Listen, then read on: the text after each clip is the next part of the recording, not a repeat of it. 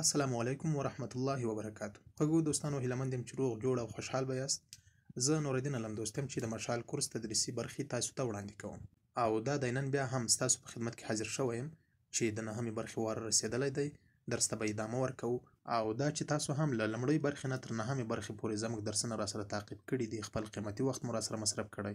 زه هم ډېر هیله مند یم چې انشاءالله له نهمې برخې به تر 50مې برخې پورې درسونه په تدریجي ډول مخ ته وړو، او له تاسو نه هم حوصله غواړم چې زموږ درسونه راسره وڅارئ، ترڅو په انګلیسي ژبه کې تر ډیره بلدتیا ترلاسه کړئ. نو خوږو دوستانو، دا چې د سنټنسز پارت یا د جملو برخه مو مخ ته راغلې ده، زه د جملو برخه تلفظ او معنا کوو.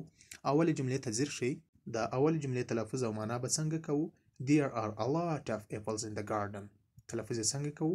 There are a lot of apples in the garden. په پښتو کې معنا څنګه کوو؟ په باغ کې ډېرې مڼې دي. There are a lot of apples in the garden. په باغ کې ډېرې مڼې دي. همدا اولنۍ جمله له ځان سره په بار بار تکرار کړئ چې یاد مو شي. زه دوهمې جملې ته ښکته کیږو. د دوهمې جملې تلفظ به څنګه کوو؟ We ate a lot. تلفظ به څنګه کوو؟ We ate a lot. موږ ډېر خوراک وکړ. We ate a lot. موږ ډېر خوراک وکړ. تلفظ به څنګه کوو؟ We ate a lot. موږ ډېر خوراک وکړ. د درېیمې جملې تلفظ به څنګه کوو؟ He's got a lot of friends. هغه ډېر ملګري لري. تلفظ به څنګه کوو؟ He's got a lot of friends. هغه ډېر ملګري لري. له درېیمې جملې نه هم تیریږو څلورمې جملې ته. تلفظ به څنګه کوو؟ I can't speak to you now. تلفظ یې څنګه کوو؟ I can't speak to you now. اوس تا سره خبرې نشم کولی. I can't speak to you now. اوس ستا سره خبرې نشم کولی. له څلورمې جملې نه تیریږو پنځمې جملې ته. د پنځمې جملې تلفظ به څنګه کوو؟ He was glad to see us. تلفظ به څنګه کوو؟ He was glad to see us. په پښتو کې معنا داسې ده: هغه زموږ په لیدو ډېر خوشحاله شو. He was glad to see us.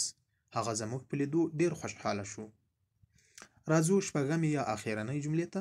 د شپږمې جملې تلفظ به څنګه کوو؟ I promise that you'll come. تلفظ یې څنګه کوو؟ I promise that you'll come. زه ژمنه کوم چې راځم. I promise that you'll come. زه ژمنه کوم چې راځم. نو خوږو دوستانو، د سنټنسز پارت یا د جملو اوله برخه پای ته رسوو. د جملو دوهمې برخې ته داخلیږو. ملتیا مو وکړئ.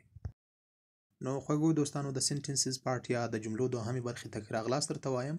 راځو د جملو په دوهمه برخه کې اوله کلمه تلفظ او معنا کوو. د اولې جملې تلفظ به څنګه کوو؟ He kept his promise. تلفظ یې څنګه کوو؟ He kept his promise. هغه خپله ژمنه پوره کړه. He kept his promise. هغه خپله ژمنه پوره کړه. دا وه د اولې جملې تلفظ او معنا. راځو دوهمې جملې ته. How can I trust you. تلفظ یې څنګه کوو؟ How can I trust you. زه څنګه په تا باور کولی شم؟ How can I trust you. زه څنګه په تا باور کولی شم؟ په سوالیه جمله یې ورته ویلي دي. راځو درېیمې جملې ته. د درېیمې جملې تلفظ به څنګه کوو؟ These shoes are very well made. دا بوټان ډېر ښه جوړ شوي. These shoes are very well made. دا بوټان ډېر ښه جوړ شوي. These shoes are very well made. دا بوټان ډېر ښه جوړ شوي. له درېیمې جملې نه هم تیریږو څلورمې جملې ته. د څلورمې جملې تلفظ به څنګه کوو؟ I know him well. تلفظ یې څنګه کوو؟ I know him well. زه هغه ښه پیژنم. په پښتو کې معنا څنګه ده؟ زه هغه ښه پیژنم. I know him well. زه هغه ښه پیژنم. نو خوږو دوستانو، دا وه د سنټنسز پارت یا د جملو برخه چې 10 جملې مو پوره کړې. ځو د لغاتونو برخې ته ملتیا مو وکړئ. خوږو دوستانو، د ورډز پارت یا د لغاتونو برخې ته ښه راغلاست درته وایم. راځو د لغاتونو په برخه کې اول لغت ته ځیر شئ. د اول لغت تلفظ به څنګه کوو؟ Plenty. تلفظ یې څنګه کوو؟ Plenty. Plenty. Plenty. ډېر زیات. Plenty د ډېر زیات په معنا ده. راځو دوهم لغت ته. Weight. Weight. Weight. وزن یا دروندوالی. Weight د وزن یا دروندوالی په معنا ده. له دوهم لغت نه هم تیریږو درېیم لغت ته. د درېیم لغت تلفظ به څنګه کوو؟ Apart. Apart. Apart. یوه برخه. Apart د یوې برخې په معنا ده. له درېیم لغت نه تیریږو څلورم لغت ته. د څلورم لغت تلفظ به څنګه کوو؟ Mirror. تلفظ یې څنګه کوو؟ Mirror. هنداره یا آینه. Mirror. Mirror. هنداره یا د آینې په معنا ده. له څلورم لغت نه هم تیریږو پنځم لغت ته. د پنځم لغت تلفظ څنګه کوو؟ نیچرل، طبیعي. نیچرل د طبیعي په معنا ده. natural نیچرل طبیعي ته وایي. نو خوږو دوستانو د ورډز پارت یا د لغاتونو په برخه کې مو دغه اول چوکاټ تلفظ او معنا کړ. ځو دغه دوهم چوکاټ ته اوړو. په دوهم چوکاټ کې اول لغت ته ځیر شئ. د اول لغت تلفظ او معنا به څنګه کوو؟ nowadays. تلفظ یې څنګه کوو؟ nowadays نن سبا. nowadays nowadays د نن سبا په معنا ده. راځو دوهم لغت ته. participant. تلفظ یې څنګه کوو؟ participant د ګډونوالو په معنا ده. participant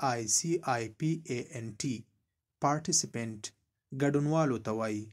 participant د ګډونوالو په معنا ده. له دوهم لغت نه هم تیریږو دریم لغت ته ځیر شئ. surprised. تلفظ یې څنګه کوو؟ surprised تعجبي یا د حیرانتیا وړ. surprised surprised تعجبي یا د حیرانتیا وړ. له دریم لغت نه هم تیریږو څلورم لغت ته. د څلورم لغت تلفظ به څنګه کوو؟ allow اجازه ورکول یا رخصتول. allow د اجازه ورکولو یا رخصتولو په معنا ده. allow اجازه ورکول یا رخصتول. راځو په دوهم چوکاټ کې اخیرنی لغت ته ځیر شئ. beside. تلفظ یې څنګه کوو؟ beside څنګ ته یا په خوا کې. beside څنګ ته یا په خوا کې معنا ورکوي. نو خوږو دوستانو دا و د ورډز پارت یا د لغاتونو برخه. اوس زو د دې درس دریمې برخې ته چې هغه د ګرامر برخه ده. د ګرامر په برخه کې هم یو تعریف رخلو. نور د درس لړۍ را لنډو. ملتیا مو وکړئ. نو خوږو دوستانو د ګرامر پارت یا د ګرامر برخې ته هم که راغلاست درته وایم. د ګرامر په برخه کې نن غږ لرونکی توری یا واول لیټرز تعریفوو چې څه ته وایي. لومړی په انګلیسي کې تعریفوو. Vowel letters are those which make syllables in a word. It means every vowel letters can make a syllable or sound alone. تلفظ یې څنګه کوو؟ Vowel letters are those which make syllables in a word. It means every vowel letters can make a syllable or sound alone. نو په پښتو کې معنا غږ لرونکی توری هغه دی چې په یوه کلمه کې هجا یا سیلاب جوړوي. هغه په دې معنا چې هر غږ لرونکی توری په تنهایی سره کولی شي یوه هجا یا غږ تشکیل کړي. نو خوږو دوستانو خدای دې وکړي چې د غږ لرونکي توري یا واول لیټرز په تلفظ او معنا به پوه شوي یاست. یو ځلې بیا هم در سره تکراروم. Vowel letters are those which make syllables in a word. It means every vowel letters can make a syllable or sound alone. غږ لرونکی توری هغه دی چې په یوه کلمه کې هجا یا سیلاب جوړوي. هغه په دې معنا چې هر غږ لرونکی توری په تنهایی سره کولی شي یوه هجا یا غږ تشکیل کړي. نو خوږو دوستانو دا و د نهمې برخې درس چې تاسو ته مو وړاندې کړ. هیلهمند یم چې له ځانه سره نوټ هم کړئ. په بار بار تکرار کړئ چې یاد مو شي. او په اخر کې باید دا یادونه وکړم چې زموږ نورې درسي ویډیوګانې هم وګورئ، ویې څارئ او د انګلیسي ژبې په اړه باندې ډېر څه زده کړئ. که زموږ د یوټیوب چینل مو سبسکرایب کړی نه یې، کولی شئ چې زموږ د یوټیوب چینل سبسکرایب کړئ او خپلو ملګرو انډیوالانو ته هم بلنه ورکولی شئ چې راشي زموږ د چینل درسونه وڅاري او هغه هم په انګلیسي ژبه کې یو څه زده کړي. او بله دا چې وخت هم کم دی، نور نشو کولی چې در سره پاتې شو. ستاسو نه اجازه غواړو. ستاسو دې هم کور ودان وي چې تر اوسه پورې را سره واست. خپل قیمتي وخت مو را سره مصرف که. هر چېرته چې یاست لوی الله جل جلاله ته مو سپارم. کامیاب اوسئ.